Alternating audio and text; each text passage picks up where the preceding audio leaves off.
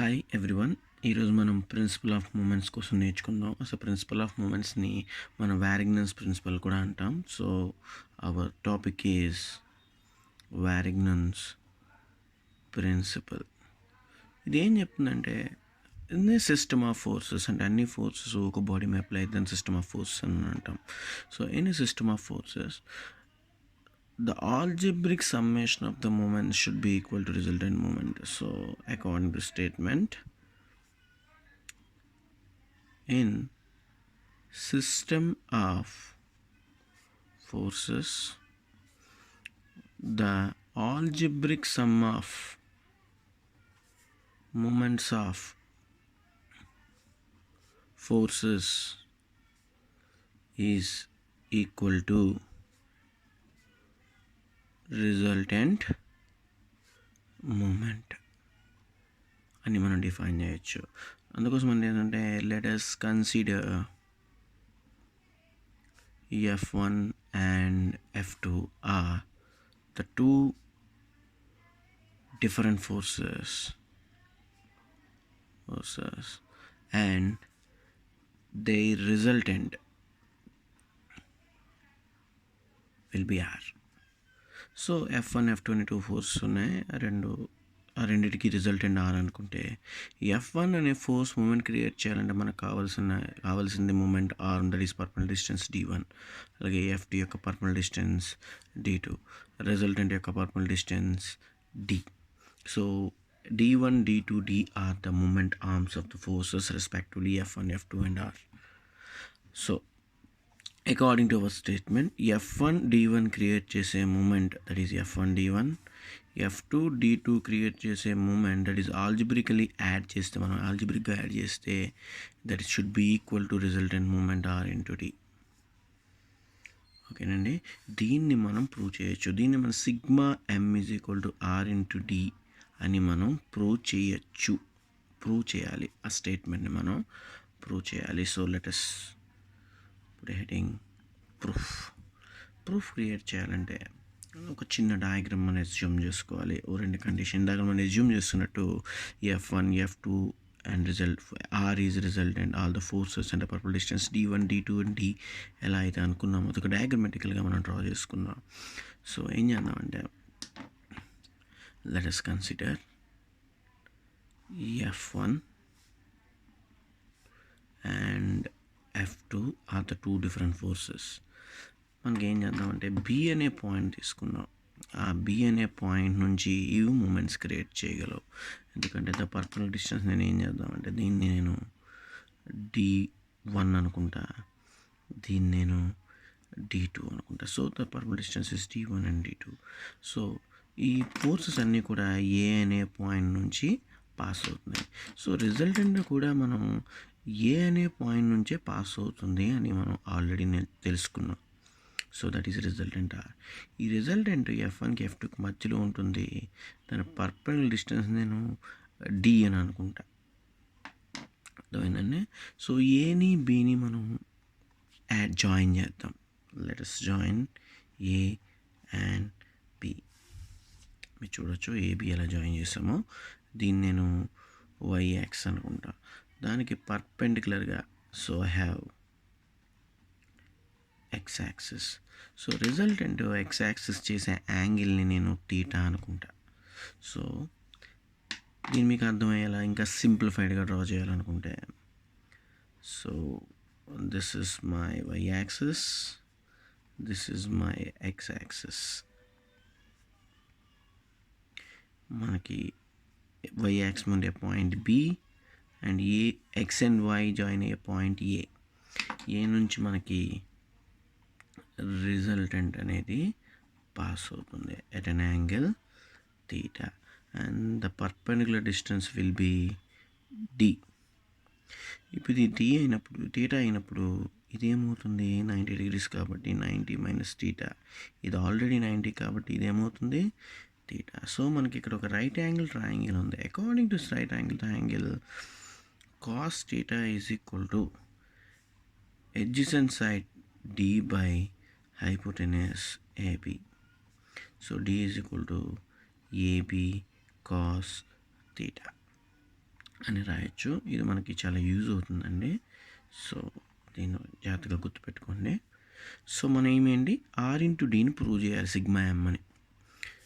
చూడచ్చు are into డీని sigma ఎమ్ అని మనం ప్రూవ్ చేయాలి. సో ప్రూవ్ దగ్గర మనం ఏం చేస్తామంటే R into D is equal to ఎంత అని మనం ప్రూవ్ చేసుకున్నాం.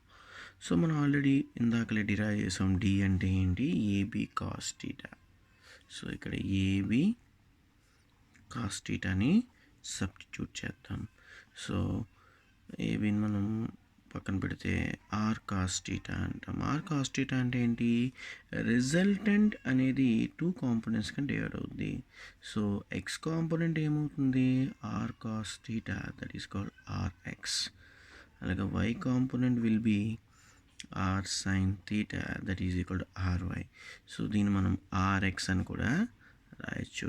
AB into Rx since R cos theta is equal to x component, resultant x component. So దీన్ని మనం ఈక్వేషన్ 1 అని నోట్ చేసుకుందాం. అలాగే సిమిలర్లీ మనకి F1 అనే ఫోర్స్ పొజిషన్ ఏంటో చూద్దాం. So again I'm going to draw x axis, y axis. మనకున్న force F1, perpendicular distance d1, ఈ పాయింట్ మనకి b, ఈ పాయింట్ మనకి a. సో ఈ F1 అనే ఫోర్సు θ1 అనే యాంగిల్ చేస్తుంది దీనికి, x యాక్సిస్కి. మీకు ఈ ఫిగర్లో ఉంచే మనం ఇది డ్రా చేసాం. చూడండి ఇక్కడ ఉన్న F1 దాని యొక్క పర్పెండిక్యులర్ డిస్టెన్స్ d1, θ1. ఆర్కి θ అయినట్టే F1 కూడా వచ్చే angle θ1 with x axis. So దీన్ని కూడా మనం F1 cos theta అనొచ్చు, దట్ ఈస్ F1x. దీన్ని మనం F1 sin theta అనొచ్చు, దీన్ని మనం F1y అని కూడా రాయొచ్చు. సో సిమిలర్లీ ఇది θ1 అయితే ఇది 90 మైనస్ θ1, ఇది 90, ఇది θ1. So we have again a right angle triangle. According to right angle triangle మనకేమవుతుంది, d1 is equal to AB cos θ1. దీనిలో డి ప్లేస్లో d1 రాసాం, కాస్ థీటా ప్లేస్లో కాస్ θ1 రాసాం, అంతే similar. So F1 d1 is equal to, అంతే కదండి మనకు కావాల్సిన F1 d1 is equal to F1 into d1 అంటే AB cos θ1. So AB cos θ1, దీన్నే మనం AB into F1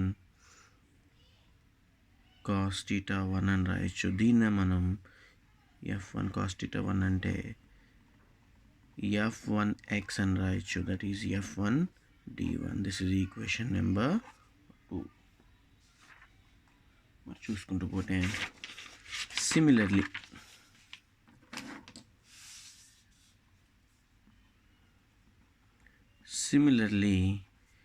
F2 d2 ఏమవుతుందండి, సేమ్ దీనిలాగే ఏబి ఇంటూ F2x అని రాయొచ్చు. దీన్నే మనం ఈక్వేషన్ నెంబర్ 3 అని రాయొచ్చు. మనకి F1 d1 plus F2 d2 కావాలి అంటే మనం ఏం చేయాలండి, ఈక్వేషన్ నెంబర్ 2ని ఈక్వేషన్ నెంబర్ 3ని రెండింటిని కూడా మనం యాడ్ చేయాలి. సో యాడ్ 2 and 3, ఎందుకంటే మనకు ఆల్జిబ్రిక్ సమ్ ఆఫ్ ఫోర్సెస్ కావాలి, అదే మూమెంట్స్ కావాలి. So F1 d1 plus F2 d2 ఏమవుతుందంటే AB into F1x plus AB into F2x అని సింపుల్గా మనం రాయొచ్చు. So F1 d1 plus F2 d2 ఏమవుతుందంటే ఏబిని కామన్ తీస్తే F1x ప్లస్ F2x. అంటే ఈ రెండు ఏంటంటే మనకున్న ఫోర్సెస్ రెండు, ఆ ఫోర్స్ ఆల్జిబ్రిక్ సమ్మేషన్ చేస్తే ఒకటి ఎక్స్ కాంపోనెంట్ అవుద్ది, ఒకటి వై కాంపోనెంట్ అవుద్ది. ఈ రెండు ఫోర్స్ కూడా ఎక్స్ కాంపోనెంట్ ఫోర్స్. ఈ రెండు కూడా మనం ఆల్జిబ్రికలీ యాడ్ చేసాం. So according to we know that F1x plus F2x ఏమని రాయొచ్చు అంటే సిగ్మా ఎఫ్ఎక్స్ అని రాయొచ్చు. అంటే algebraic some of X component force, దీన్నే సిగ్మా ఎఫ్ఎక్స్ అంటాం. సిగ్మా ఎఫ్ఎక్స్నే మనం ఆర్ఎక్స్ అని కూడా అంటాం, అంటే resultant in X direction. So F1 D1 plus F2 D2 is equal to AB into RX. This is equation number 4. ఒక్కసారి మనం ఈక్వేషన్ నెంబర్ 1ని 4ని కంపేర్ చేద్దాం. 1 చూడండి ఏబి ఇంటూ ఆర్ఎక్స్, 4 ఏంటండి AB into Rx. So compare 1 and 4. ఏమవుతుంది 1 and 4 compare చేస్తే F1 D1 plus F2 D2 is equal to R into D. So hence prove. Thank you.